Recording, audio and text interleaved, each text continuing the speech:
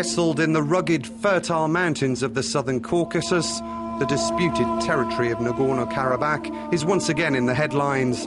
The name itself means mountainous black garden.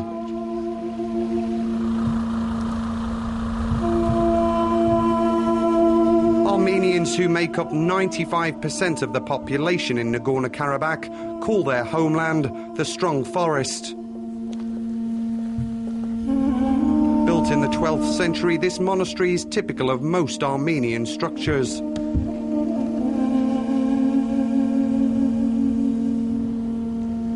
For many Karabakh Armenians, religious faith remains a deeply important part of their lives.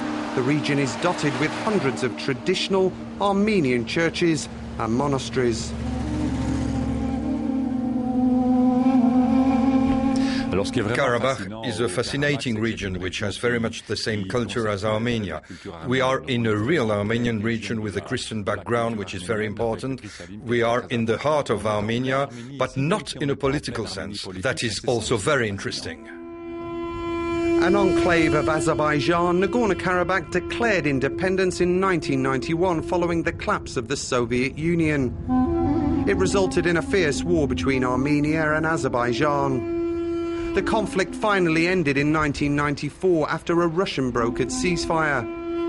However, the territory is still not internationally recognized as separate from Azerbaijan. Neither is its president, who remains defiant. It's no secret that Azerbaijan chose to militarize. We've stated many times that we would like to avoid any military conflicts. However, that does not mean we are not ready to defend ourselves. A war zone still exists along the border between Nagorno-Karabakh and Azerbaijan. Armenia took control of the region, but no one lives here anymore. All that's left are empty, mostly destroyed houses. The conflict had a high price. Some 17,000 Armenians and 25,000 Azeris were killed. In solidarity with Azerbaijan, Turkey closed its border to Armenia.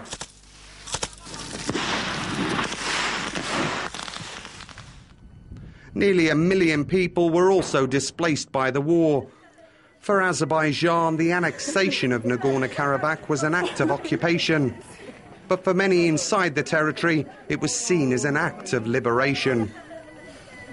Since the 1994 ceasefire, the region has fallen into a so-called frozen conflict. Despite that, both the Armenian and Azeri armies are on high alert. This place is called the point of contact. The whole is vulnerable to sniper fire from the Azeri side, so only a quick glimpse is possible. It's a tense standoff, and soldiers both sides of the border are aware of the dangers. I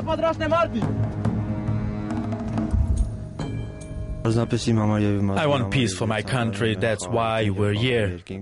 I don't want the situation to carry on. I would like to be able to live in peace. However, it's our duty to stay here.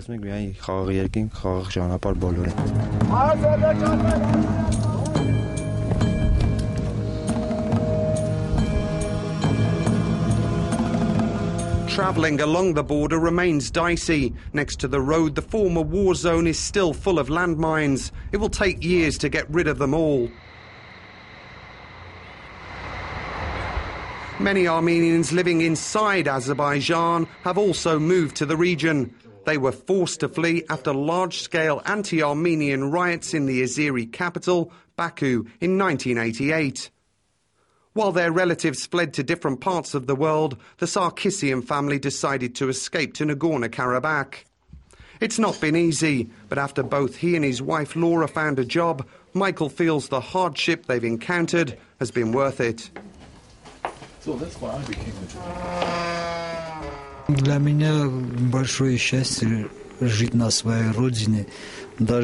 I am very happy to be in my homeland. The good thing about our tragedy is that we are here now. That's very good. I believe in God. I strongly believe in him. That has helped me and my family a lot. Самое главное это вера в Бога, честно говоря. Очень сильно меня поддерживает. Nagorno-Karabakh itself is only small, a mere 4,400 square kilometres with about 140,000 inhabitants. However, the tension the territory has stirred in the region has been big.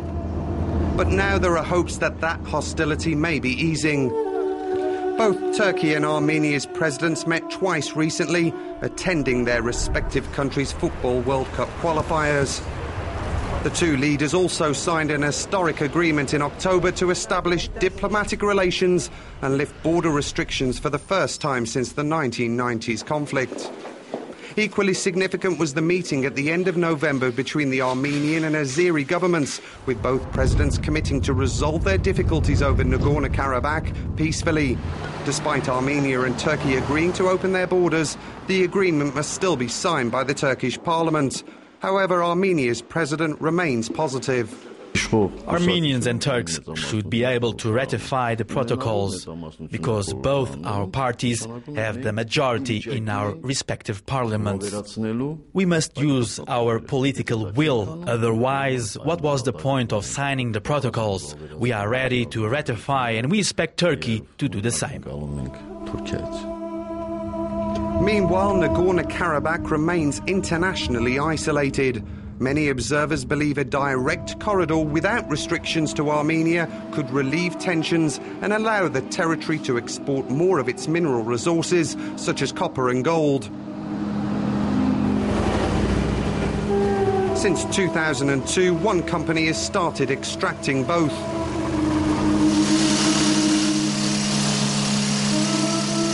The mine makes just under 10 million euros each year, even though economic growth has been hampered by restrictions surrounding the territory's borders. Only America and Armenia send financial aid.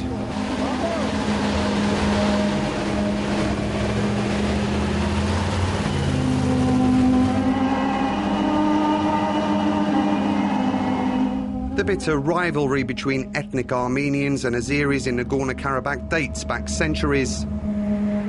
This monument is called We Are Our Mountains and is symbolic of the people's relationship to the land.